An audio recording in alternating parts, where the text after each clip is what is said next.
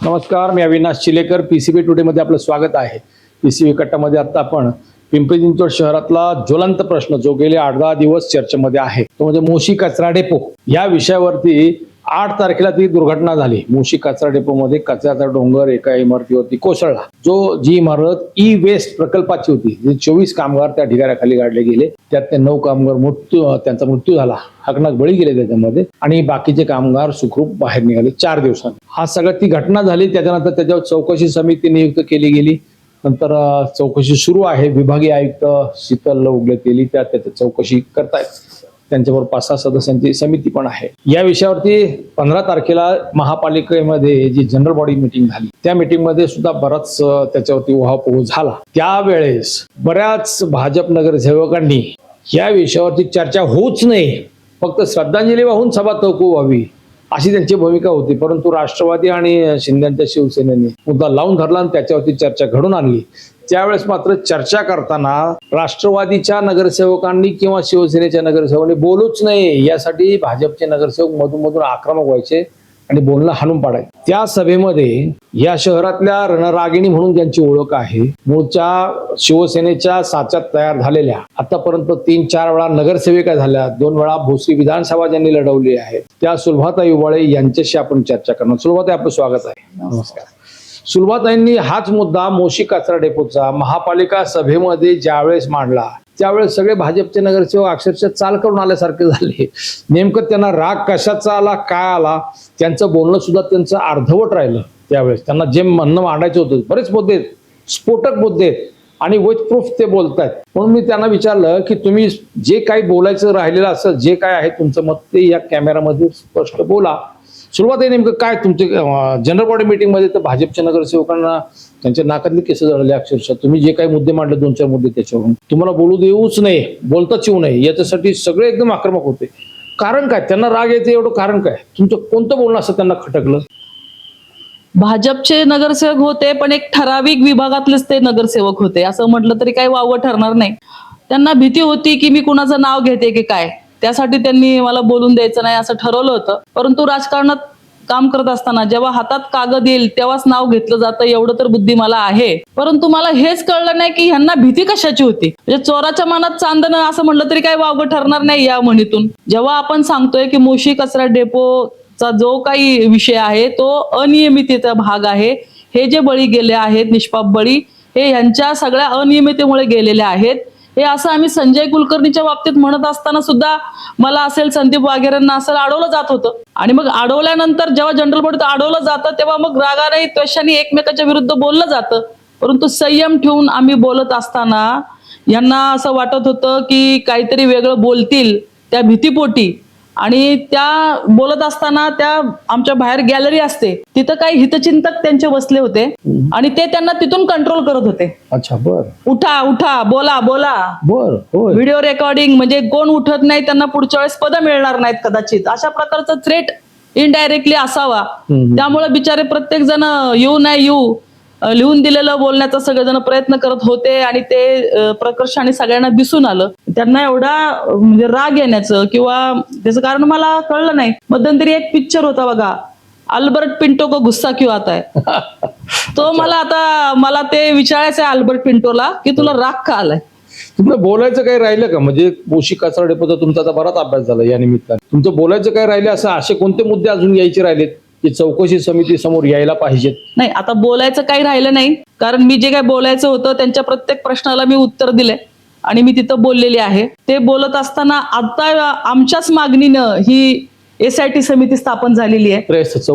त्रयस्थ समिती आमच्याच मागणीने झालेली आहे दाखल. आमचीच मागणी होती की यांना संजय कुलकर्णी असतील, योगेश शालाट असतील, की यांना निलंबन करा.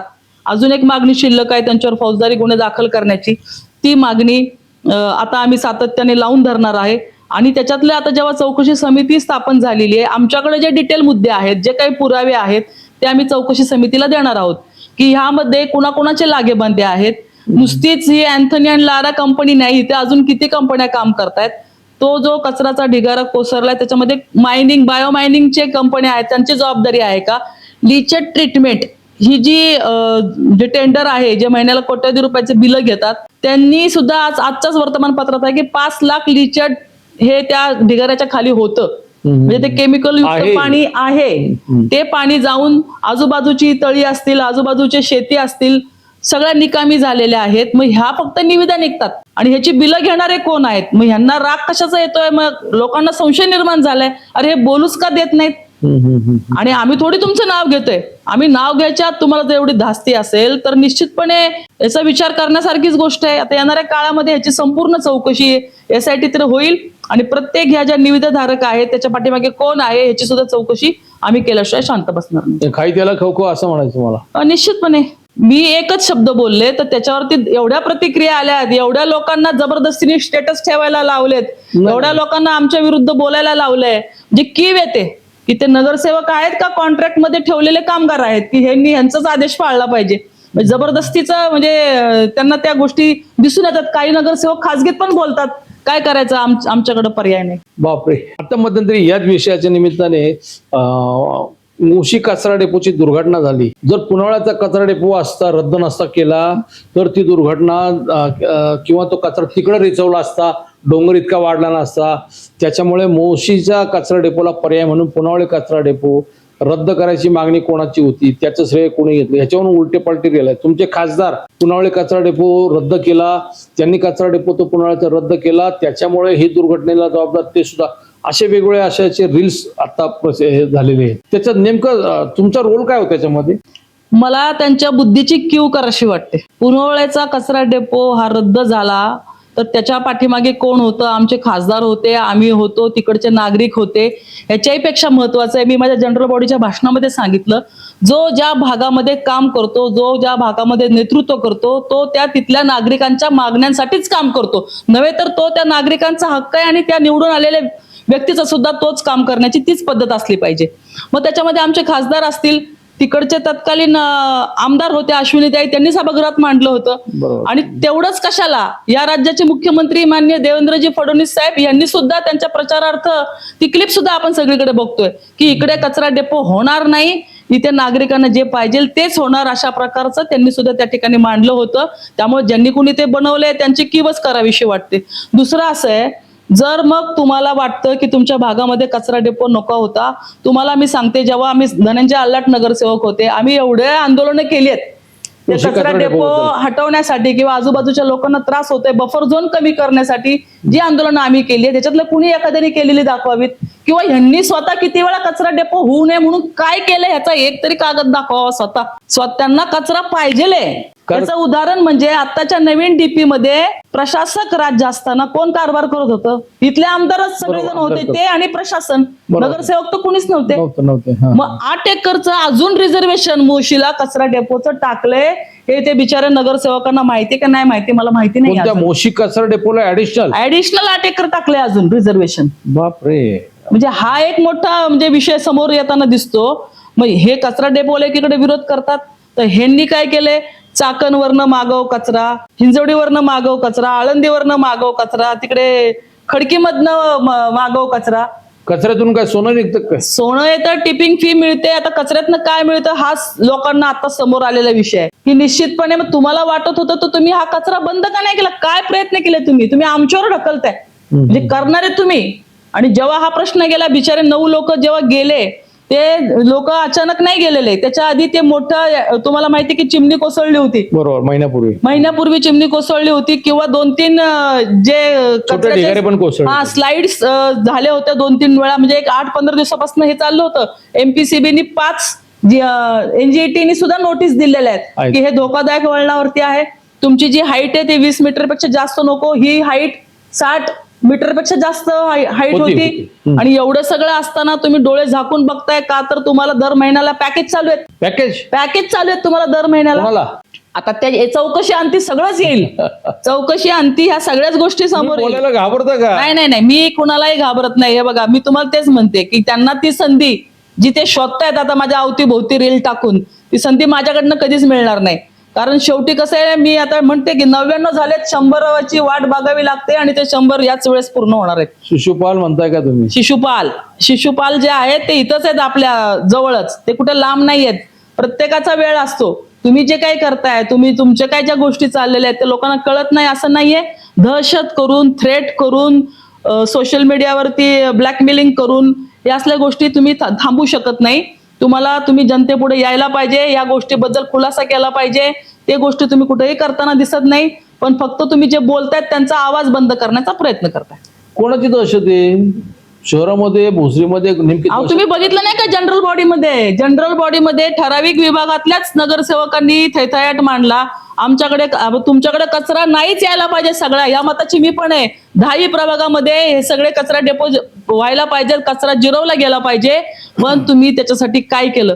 तुमचं जर बघितलं स्वतःचा बायोग्राफी किंवा तुमचं व्हिजन बघितलं तर तुम्ही जेवढे मोठं त्याची जाहिरात केली की आमचा डेपो, तुम्ही त्याच्यावरती आरक्षण टाकले अजून 8 एकरचं तुम्हालाच पाहिजे. तुम्ही आजूबाजूच्या खाणी पण आहेत त्या पण कचऱ्याने बुजवून तुम्ही त्याचे पण TDR लाटण्याचा प्रयत्न करताय. काय नवीन प्रकार नाही आहे ते तुम्हाला मी कागदपत्रांसहित मी तुमच्या समोर ते घेऊन येईल की काय कशा प्रकारे त्या ठिकाणी त्या गोष्टी झालेल्या आहेत.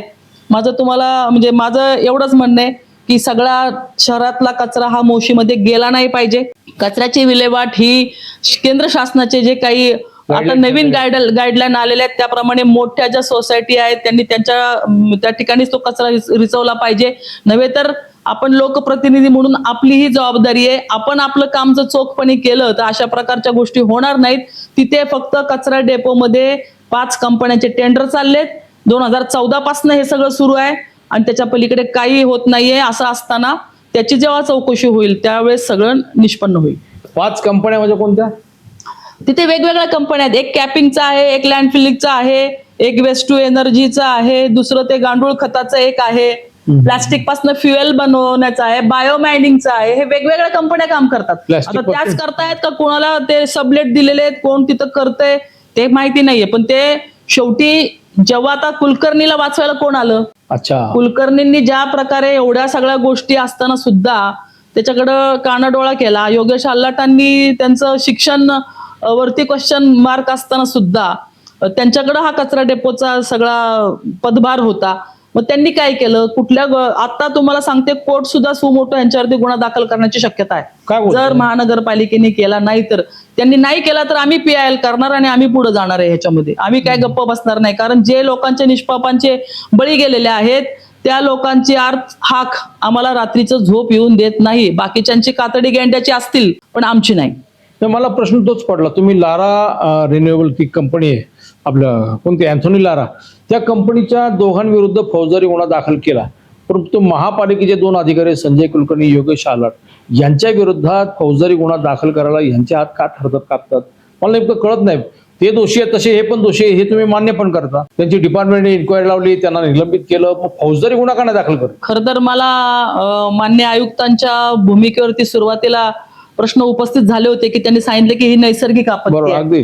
नैसर्गिक आपत्ती म्हणल्यानंतर आम्हाला वाटलं की आता याच्यातनं काहीतरी दाबादाबी प्रकरण होणार आणि कुणाला तरी वाचवलं जाईल. परंतु जशी घटनाक्रम पुढे सरकत गेला तेव्हा आयुक्तांनी ठोस भूमिका घेतल्या आणि कारवाई केली. त्याच्याबद्दल त्यांचं सुद्धा आम्ही आभार मानतो की आपण कार्यक्षमपणे ती कारवाई केलेली आहे. परंतु जी आहे त्यांनी निलंबन केलं, 6 महिन्यासाठी केलं. परंतु जी महत्वाची कारवाई आहे की मनुष्यवधाचा जो गुन्हा आहे तो अजूनही दाखल झालाच पाहिजे.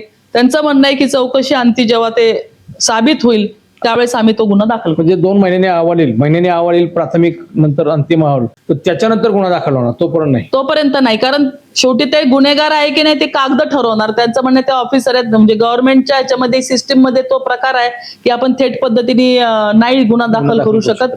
त्याच्यासाठी पुरावे लागतात. ते पुरावे आपण त्यांना प्रोड्यूस केलेले आहेत. त्याची चौकशी अंती मान्य आमचे मुख्यमंत्री, उपमुख्यमंत्री या सगळ्यांनी लक्ष घातलेलं आहे. आपण बघितलं की आमचे मला तेच विचारायचं होतं. एकनाथ शिंदे, तुम्ही मध्यंतरी आयुक्तांच्या कार्यालयाबाहेर मोठं आंदोलन केलं, त्यावेळी तिथे तुम्ही आंदोलन केलं, त्यांच्याकडे मागण्या काय केल्या. दरम्यान तुमचे उपमुख्यमंत्री, तुमचे नेते थोडक्यात शिंदे, त्यांचा तुम्हाला फोन आला होता. नेमकी काय चर्चा झाली? क्लिप बरीच व्हायरल झाली पण नेमकं लक्षात नाही आलं विषय काय तो. त्यावेळेस आम्ही आंदोलनाला बसलो होतो मान्य आयुक्तांच्या कार्यालयामध्ये. आम्ही 6 नगरसेवक शिवसेनेचे, आमचे गटनेते ते विश्वजित बारणे, बाकीचे नगरसेवक होते. आमची मागणी होती की ह्या सगळ्या दोषींवरती तुम्ही कारवाई कधी करणार ते आम्हाला लिखित स्वरूपामध्ये पाहिजे, अशी आमची मागणी होती. कारण आम्हाला भीती होती की नैसर्गिक आपत्तीच्या नावाखाली सगळं काही दडपलं जाईल. त्या मागणीसाठी आम्ही 6 तास त्यांच्या कॅबिनमध्ये बसून होतो. परंतु आयुक्त साहेब तिथे कारवाईमध्ये तिथे होते, अजून आपल्या डेड बॉडी सापडत होत्या, त्यांना तिथून येता नाही आलं. त्यामुळे आमचा असा आग्रह होता की त्यांच्याच सहीचं आम्हाला पत्र पाहिजे होतं.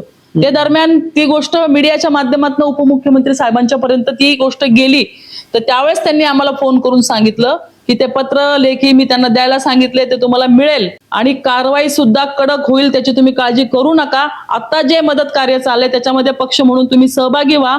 आणि ते त्यांनी तसं सांगितलं पत्र मला मिळालं, त्यामुळे आम्ही ते आंदोलन स्थगित केलं आणि दुसऱ्याच दिवशी जनरल बॉडीच्या आधीपर्यंत ते निलंबन सुद्धा झालं होतं आणि चौकशी समितीची सुद्धा स्थापना झाली होती. बरोबर. आमचे जे उपमुख्यमंत्री आहेत माननीय एकनाथ शिंदे साहेब, अत्यंत संवेदनशील असं ते नेतृत्व आहे. अशा आपत्कालीन स्थितीमध्ये साहेबांचं लक्ष असतं आणि ते त्या कुटुंबाला पूर्ण न्याय दिल्याशिवाय ते सुद्धा शांत बसणार नाही. छान. ओव्हरऑल आपण जर पाहिलं तर मोशी कचरा डेपो अजून तापलेला आहे, आग विझलेली नाही. मोशी कचरा डेपोवरती आतापर्यंत झालेला खर्च आणि त्यातून नेमकं काय निष्पन्न झालं, खरंच कचऱ्याचं व्यवस्थापन झालं आहे का, बायोमायनिंग झालं आहे का, हे सगळे अनेक विषय आहेत. सुरुवात तुमच्या विरोधामध्ये रील सुद्धा बरेच येतात. तो म्हणजे मला तो विषय कळाला नाही. मागे तुम्हाला आता परवा विषय सांगितला या कचरा डेपो संदर्भात श्रेय कोणी घ्यायचं वगैरे, वेस्ट एनर्जी प्रकल्पाचा त्याचा मूळ खर्च किती, तो प्रकल्प आणला कोणी, त्याचं पण श्रेय घेतात वगैरे वगैरे. आणि तुमच्यावर टीकात्मक असे रील बरेच पाहायला लागलेले. नेमका प्रकार काय? तुम्ही 2019च्या निवडणुकीमध्ये केलेला प्रचार आणि त्याच्यानंतर झालेली तुमची विधानं, हे जे विषय आहेत त्याच्यामधले, तो विषय पेंडिंग. मला नेमकं त्याचं कळालं नाही. तुम्ही त्यावेळेस एक बोलला ना, आता एक बोललात, असं त्या रील मधून दाखवलं. ठरव आता काय प्रचार हा काय मी कुणाच्या घरात जाऊन नाही केला. प्रचार हा राजकीय व्यासपीठावरती आणि पक्षाचा केलेला आहे. पक्षाचा उमेदवार कोण आहे याच्याशी मला काही घेणं देणं कधीच पडलं नव्हतं. म्हणजे जेव्हा पक्षाच्या व्यासपीठावरती जो उमेदवार होता मी त्याचा प्रामाणिकपणे प्रचार केलेला आहे. त्याला मतं कशी चांगली पडतील यासाठी मी स्वतः प्रयत्न केलेले आहेत. आणि त्याच्यामध्ये जे काही माझे कॉमेंट्स आहेत त्यावेळेचे, म्हणजे किती यांच्या बुद्धीची कीव करावी मला तेच समजत नाही.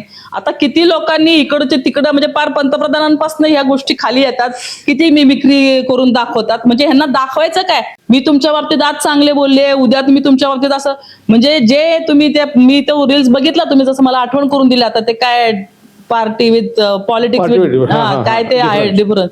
पण आमची अपेक्षा होती की तसं ते सगळेजण वागतील, पण त्या डिफरन्स मधला डी सुद्धा आम्हाला कधी दिसला नाही. आणि दुर्दैवानं आज म्हणावं लागतंय की तसं तुम्ही वागा, तसं तुम्ही वागलात तर आजही आम्ही तुमच्या पाठीशी आहे. ओव्हरऑल पाहिलं मोशी कचरा डेपोचा हा विषय, त्याला अनेक कंगोरे आहेत. म्हणजे तिथे आतापर्यंत आता सुलभतांनी सांगितलं की तिथे 5 कंपन्या काम करतात. मी फक्त ते अँथोनी लारा हा याच्यापुरता विषय मर्यादित हे केला होता, ई वेस्ट प्रकल्प त्याच्यापुरता, पण त्याच्यामध्ये अनेक बरेच प्रकार आहेत.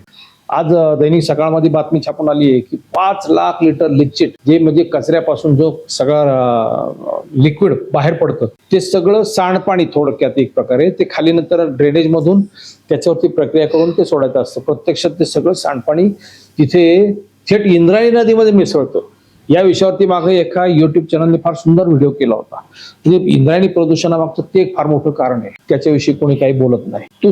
ते लिचिड तिथे जमिनीमध्ये मुरतं. परिणाम आजूबाजूच्या जेवढ्या बोरवेल किंवा विहिरी आहेत शेतकऱ्यांच्या, त्याला सगळं दुर्गंधीयुक्त काळ्या पाणी त्या विहिरीमध्ये येत. हे अनेक विषय आहेत त्याच्यामध्ये. बायोमायनिंग झालं की नाही, कचऱ्याचे डोंगर ते बसवण्यासाठी ज्या पद्धतीने त्याला वरती माती मुरुम नंतर परत कचरा असे एक थर द्यायचे असतात. शास्त्रशुद्ध कचऱ्याचं ते विल्हेवाट लावण्याचा प्रकार असतो, ते सुद्धा झालेलं नाही. त्यांनी आणखीन एक विषय त्याच्यामध्ये सांगितला की तिथे दगडी खाणी होत्या. त्या दगडी खाणींच्या बाबतीमध्ये सुद्धा एक संशयास्पद फार मोठं कारस्थान, पण त्या खाणी कचऱ्याने भरल्या आणि त्याचा ज्या खाणींचा TDR मिळत नाही तो 14 का 15 का 16 एकर काहीतरी खाण आहे, त्या खाणीचा TDR घेतला गेला. म्हणजे हा एक दुसरा मोठा फ्रॉड आहे ह्या विषयाशिवाय. असे अनेक विषय आहेत. या विषयातले वेगवेगळे कंगोरे तुमच्या समोर यावेत, ते स्पष्ट भाषेमध्ये रोखोक विथ प्रूफ असावेत. यासाठी आम्हाला तुम्ही वेगवेगळ्या या विषयात तज्ञ किंवा लोकप्रतिनिधी त्यांना बोलून आपण चर्चा करत राहणार आहोत. सुरुवात तुम्ही वेळ दिला, खूप खूप धन्यवाद. धन्यवाद. थँक्यू.